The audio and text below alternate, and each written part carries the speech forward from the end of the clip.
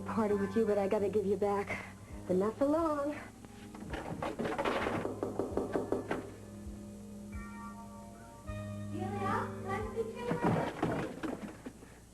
Who is it? It's Maggie. Mrs. Coleridge, are you sure you wouldn't like to reconsider?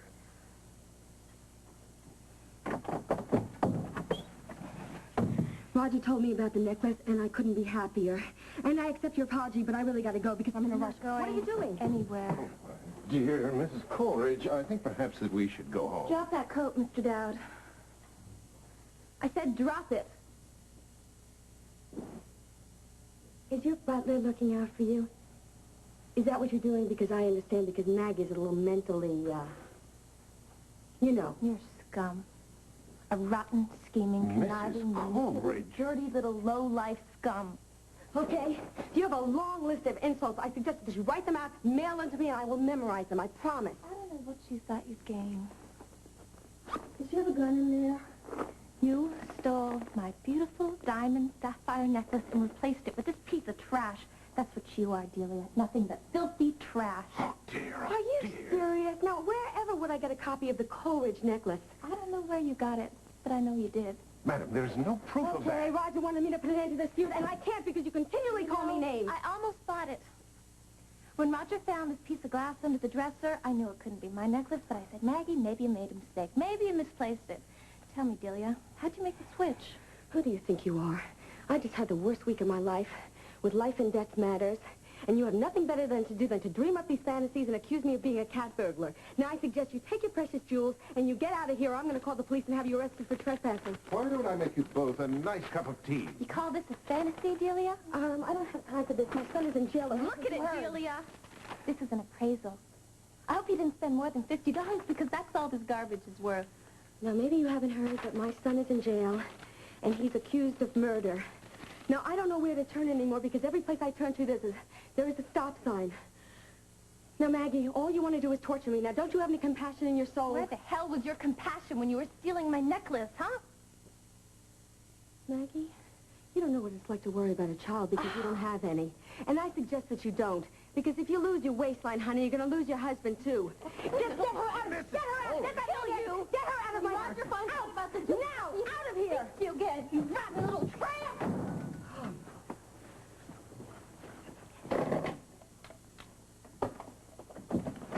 Hey, what's going on here? Did I just miss World War III or what?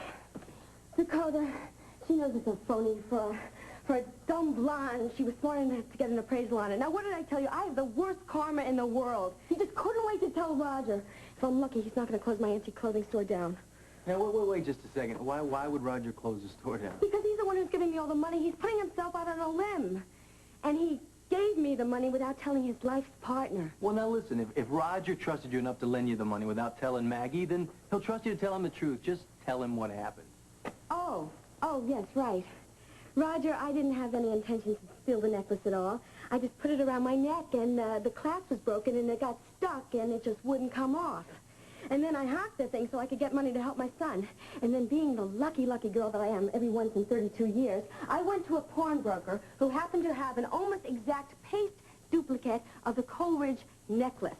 And I was just holding on to the original till I got enough money. Oh, right. He's really going to believe that. Delia, he'll have to believe you because no one could possibly make up a story like that. What are you doing? I'm going to end run Maggie so I don't turn out to be Willie Sutton. Yeah, hello, Roger. Roger, could you come over here, please?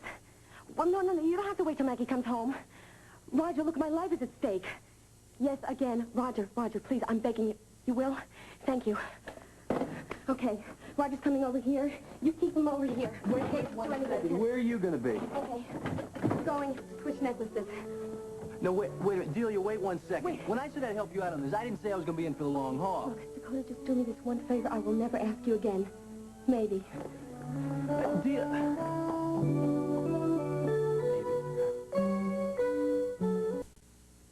Diana Douglas is going to prosecute my son. You got it.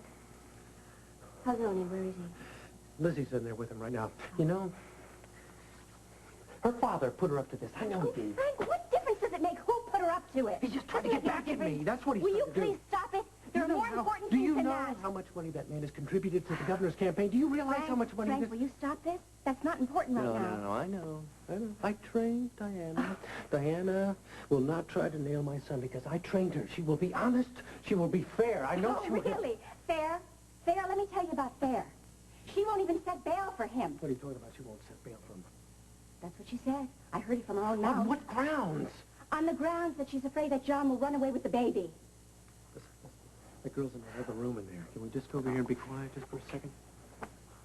What do you mean, run away with the baby? Sit down here and tell me this. She knows that John took the baby away once before. Don't you remember? She spoke to Harlan.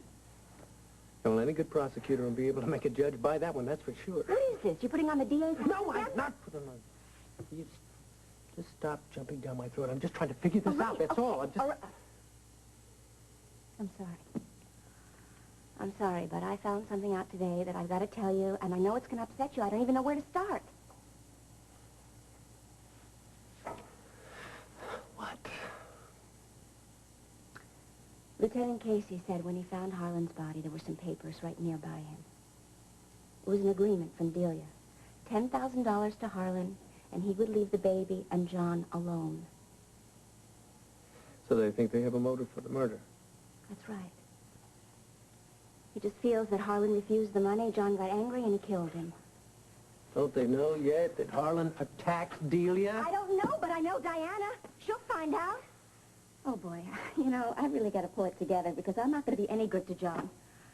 Okay, I'm going over to the office, all right? Now, the hearing, the bail hearing is at 2:30, and you'll be there, okay? And Judge Rollins' chambers. Frank? Try to keep me awake. All right. Now, what about Oni? Who's going to stay with him? That lady, Miss Waldron, the one with the dogs. Oh, good. I love you. Yeah, love you, See you later, okay? Yeah, I'll be there. Oh, Hi, Mrs. Ryan. Have you seen John? Is he all right? yeah, he's fine, Lizzie. Listen, I heard about your dad, and I'm awfully sorry. Can I help you? Can I do anything? No. Can we make some arrangements for you? Mrs. Ryan, Mr. Ryan's mother is going to the funeral parlor with me this afternoon. Oh. Well, you're in good hands, then. Lizzie, are you all right?